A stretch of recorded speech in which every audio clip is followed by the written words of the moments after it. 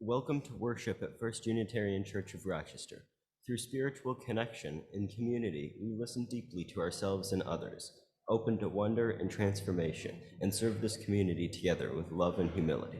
We are so glad you have joined us this morning for this special service planned and led by our youth. My name is Ethan List, and joining me in leading this worship are Allison Zahn, Clayton Gnomes, Casey Boyack, Sasha Williams, Marco Hill, Maya Schwartz, Liam Berger, Jamie Ryder, Francesca Stamberry Bell, Elliot King, and Sarah Buford.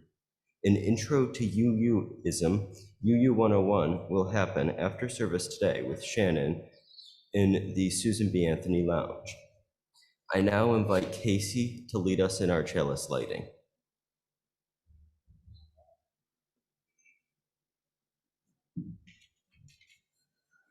Life is a gift for which we are grateful. We gather in community to celebrate the glories and mysteries of this great gift.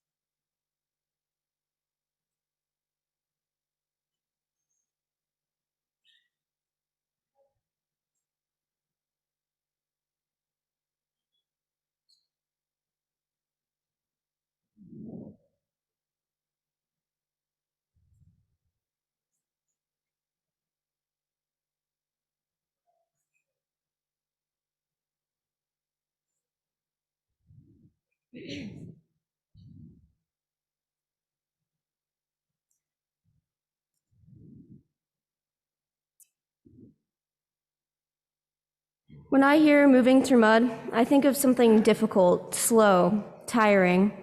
And if I were to take a guess, that's probably what most of you would think of too.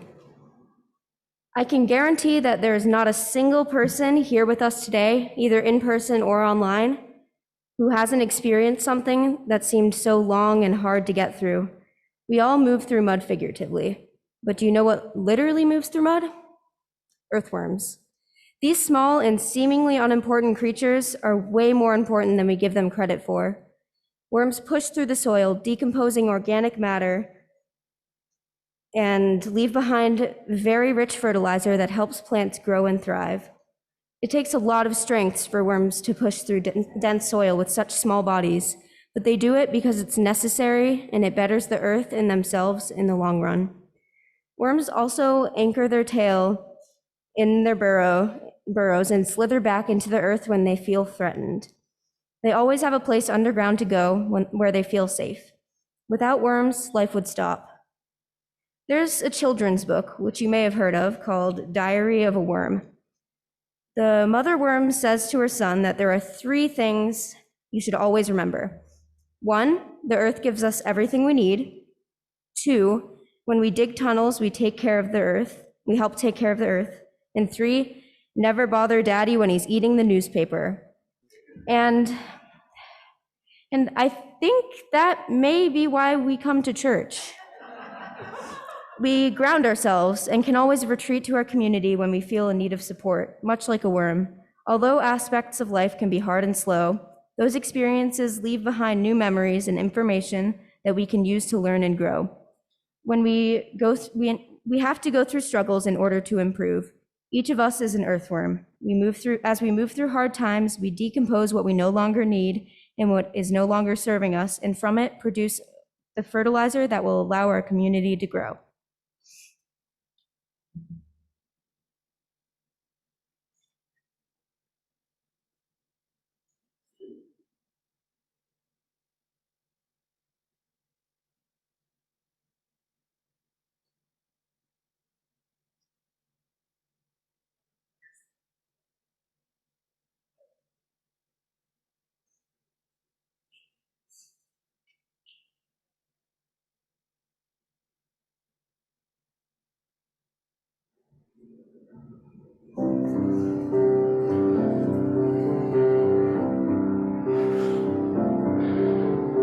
When I am frightened, will you reassure me? When I'm uncertain, will you hold my hand? Will you be strong for me? Sing to me quietly. Will you share some of your stories with me? If you will show me compassion, then I may learn to care as you do. Then I may learn to care. When I am angry, will you still embrace me? When I am thoughtless, will you understand? Will you believe in me, stand by me willingly? Will you share some of your questions with me? If you will show me acceptance, then I may learn to give as you do.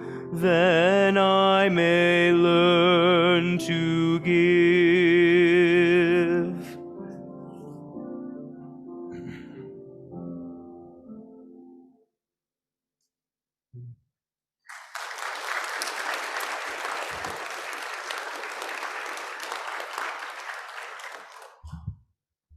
Good morning, everyone.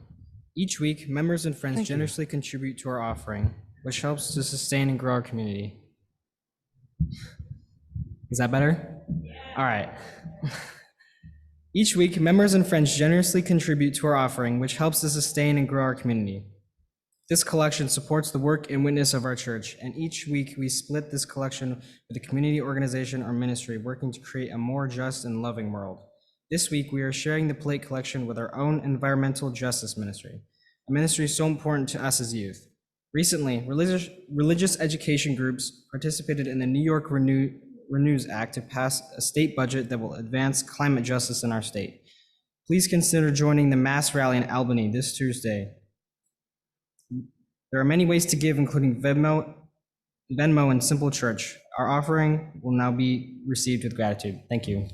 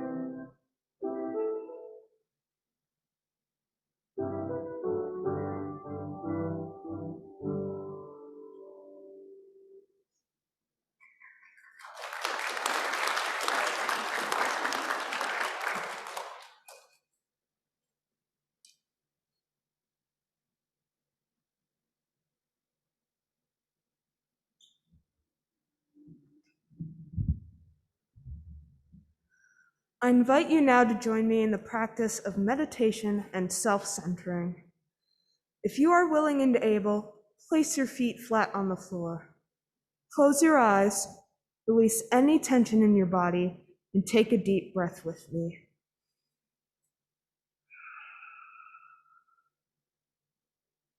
With the culminating events of the past 2 years, many feel stuck, as if they are trapped in mud, unable to escape the stress and darkness of the pandemic.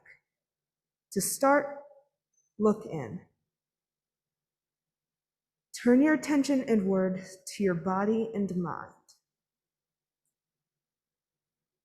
Recognize where you are mentally. How are you feeling? Why do you feel this way? What could be this metaphorical mud you are stuck in? Perhaps it is an overwhelming feeling. Or maybe it is a lack of motivation. Whatever your mud may be, identify it and acknowledge its presence. Once you have identified the mud, take another deep breath.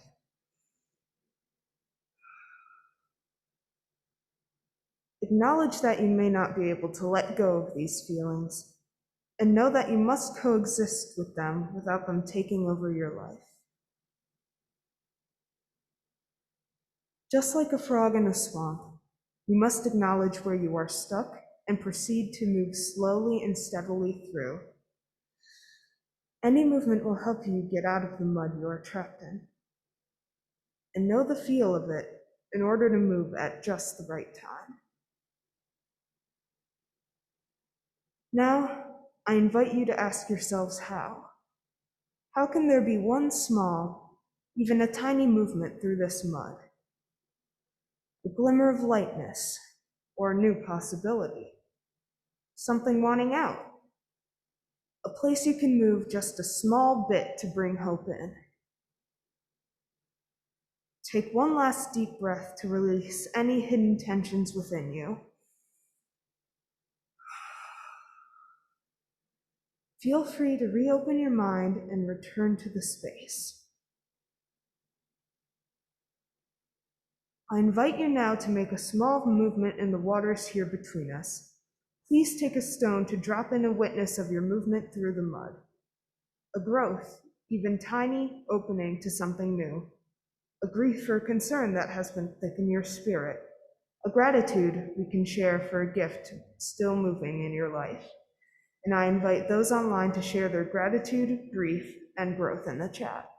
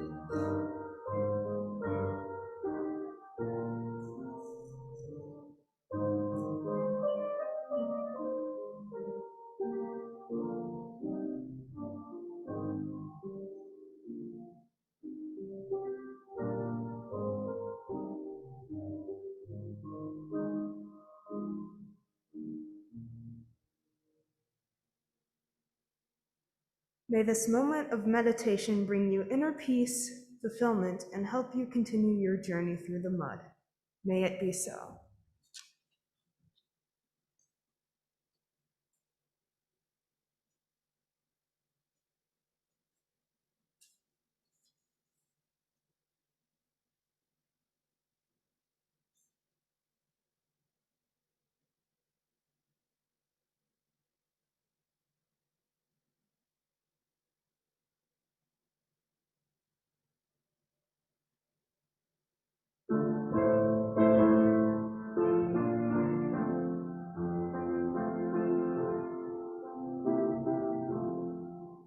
My life flows on in endless song above earth's lamentation.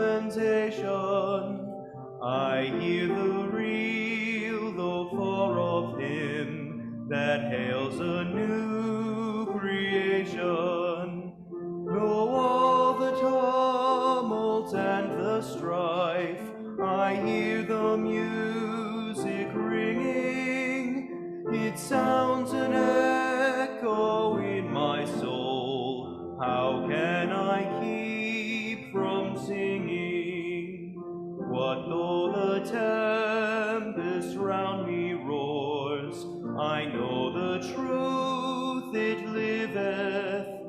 What though the darkness round me close? Songs in the night it giveth. No storm can shake my inmost calm, while to that rock I'm clinging.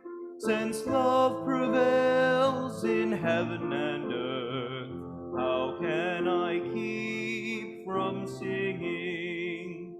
When tyrants tremble as they hear the bells of freedom ringing, when friends rejoice both far and near, how can I keep from singing?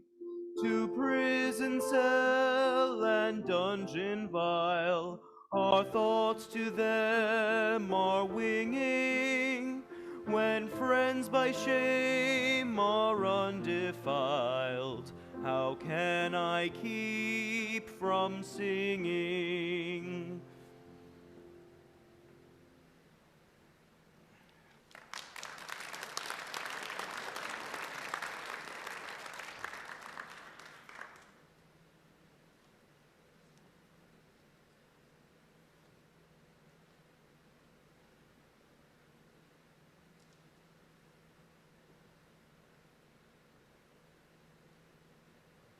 Buddha was traveling with his disciples. They happened to pass a lake that supplied water to the nearby villages. It was a hot day, and Buddha was thirsty. He sent one of his disciples to fetch water from the lake. When the disciple reached the lake, he noticed the water had become very muddy, since a bullock cart had just crossed the lake.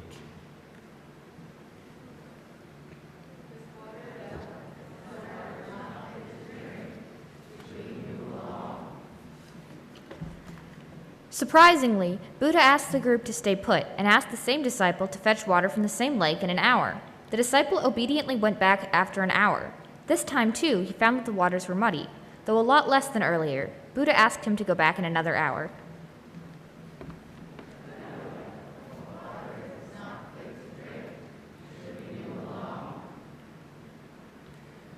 The third time, the disciple found that the mud had settled down and the water was clear enough to be used for drinking. He collected some water in a pot and gave it to Buddha.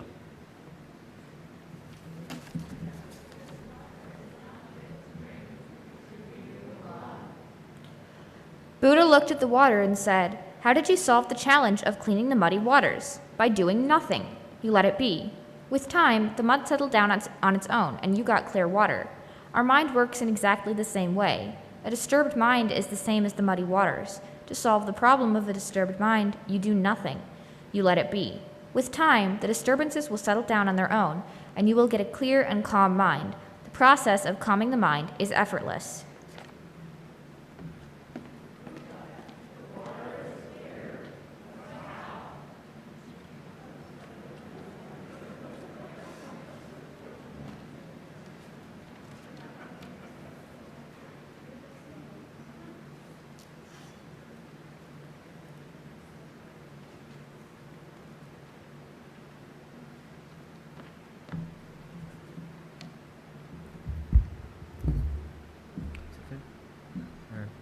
Okay.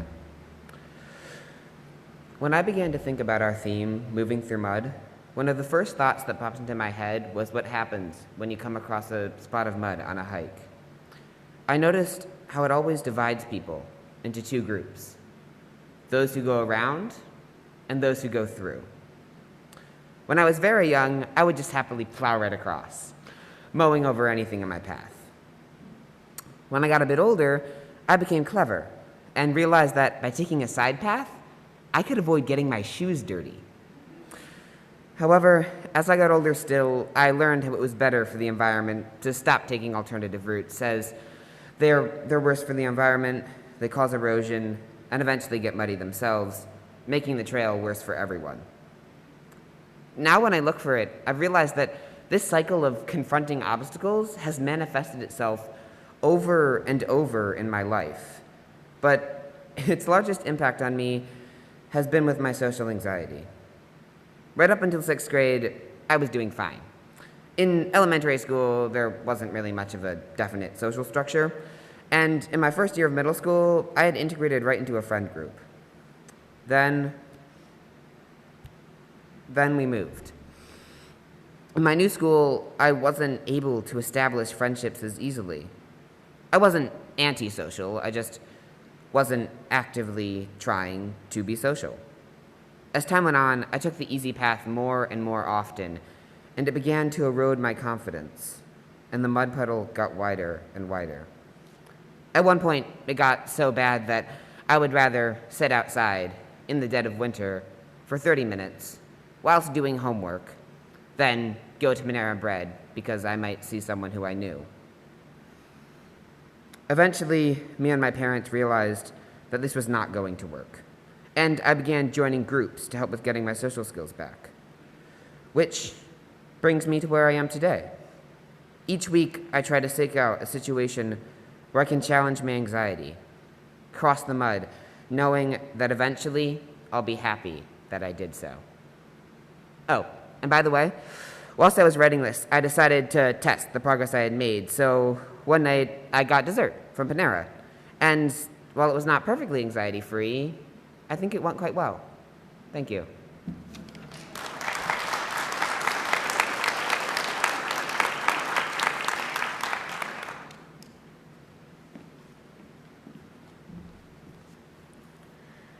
We can all agree that COVID has been awful, but for some, it hit harder. People have lost family, gained mental illness, and questioned their own identity.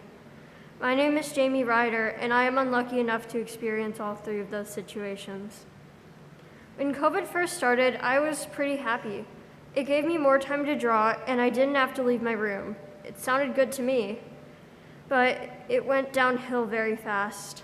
I started being unable to work up the will to go to classes, and soon it became the will to do almost anything. I became a shell of a person. The only things that made me remotely happy were eating and watching Minecraft videos on YouTube. I hated myself for not being able to do anything, for nearly failing my classes, for what I looked like, for seemingly everything. I was stuck in the metaphorical mud, nearly drowning in it. But somehow it got better. My parents honestly saved me. They saw my grades and knew something was wrong. They helped me get my grade back up. They took me to a therapist. They got me on meds. And honestly, without that help, I think I could have done something drastic.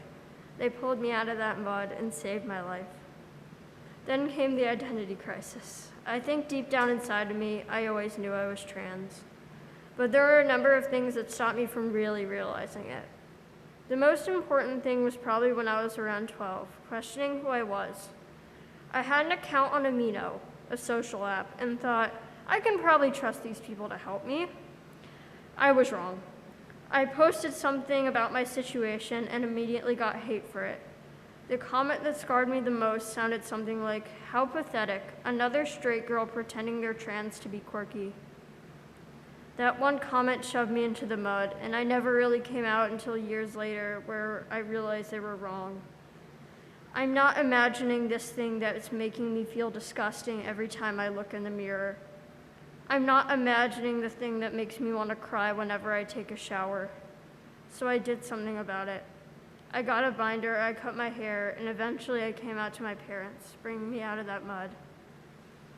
The last big thing that happened was the passing of one of my grandpas. I never really had a family member somewhat close to me die before, and it made me feel a bit regretful. I never told him a lot of things. I didn't know much about him either, so I wallowed in that mud, ashamed I couldn't do something more. But I went to the funeral with my family, and it lifted some of the shame off me. I finally said goodbye to him, and I let go of some of those guilty thoughts. Even though I got through these issues for the most part, I still struggle with them every day. Sometimes I feel dysphoric while wearing skirts, and sometimes I miss my grandpa and spend a little bit too much time thinking about that guilt. And I definitely still struggle with depression. The mud will always be there. It doesn't just suddenly disappear, but you don't have to let yourself drown in it.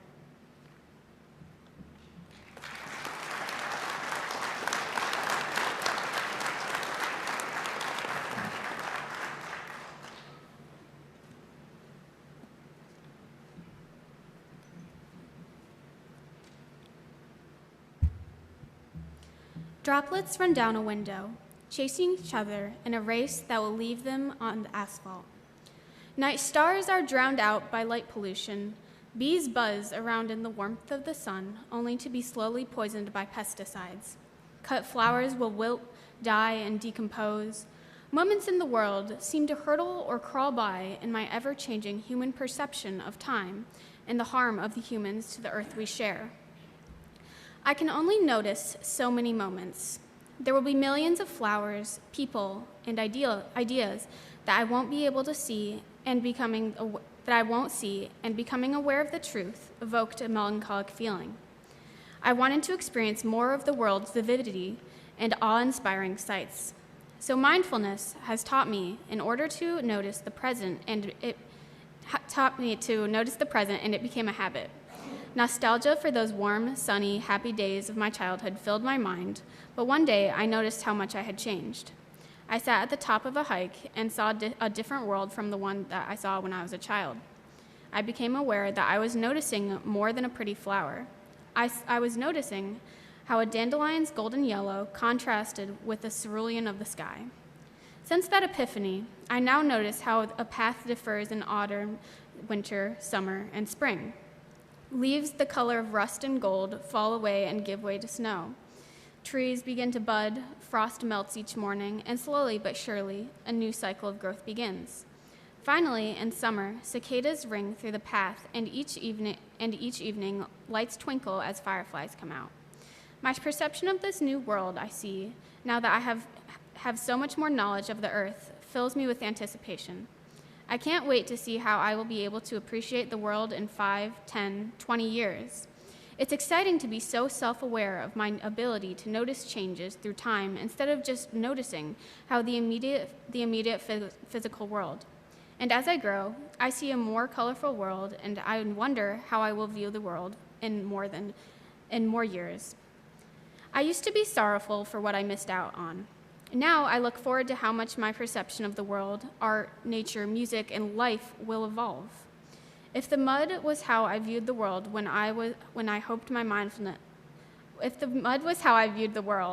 I hope my mindfulness will be able to clear it, allow the mud to settle. As I grow, I hope that I will grow as a person to where the mud goes from silt to clay to stone. I hope the clouds of dirt that bloom from disturbances will become harder to evoke. I hope to become a well-rounded person who has the strength and wisdom to share this with others. When I am old, I will know so much more about the why of the world. I will observe flowers and see Fibonacci sequence. I will look at the same snow I've seen for years and think of fractals. And so, I wonder, how vivid will the stars be when I look upon them in 50 years, when there is so little mud to obscure the sky?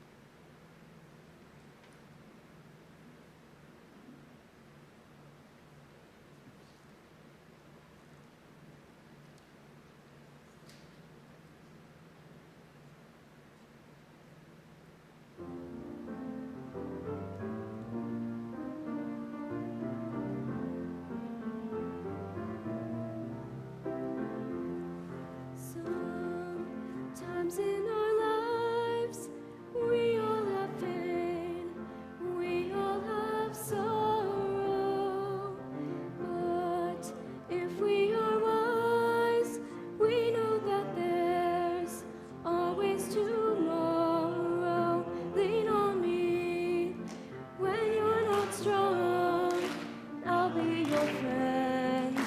I'll help you carry on, for it won't be long till I'm gonna need somebody to lean on. Please swallow your pride if I have things you need to borrow, for no one can fill those of your needs that you won't let show. Lean on me when you're not strong, and I'll be your friend.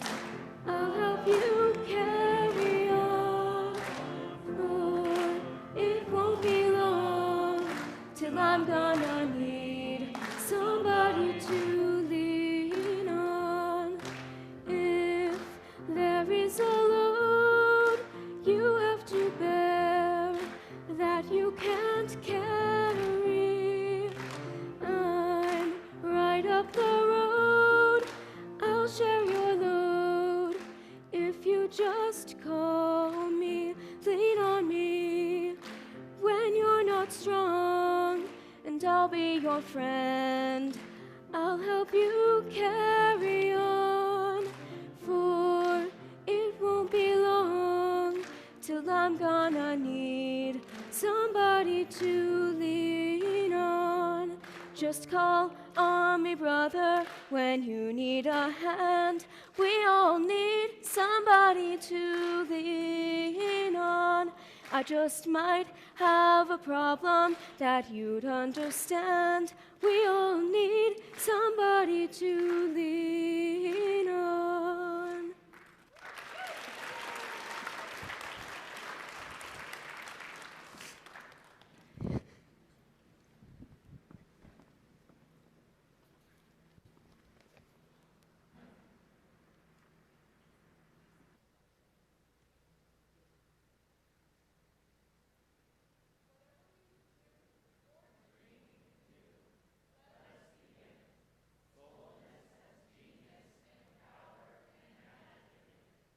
May we ever be bold in our living and in our loving.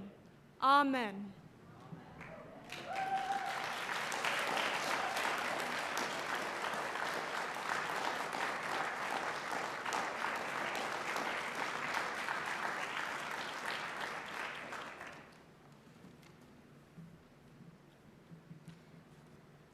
Receive this blessing with goodness and grace, with words adapted from Eric Williams. Blessed is the path on which you travel. Blessed is the mud through which you move. Blessed is the body that carries you upon it. Blessed is your heart that has heard the call. Blessed is your mind that discerns the way. Blessed is the gift that you will receive by going. Truly blessed is the gift that you will become on the journey.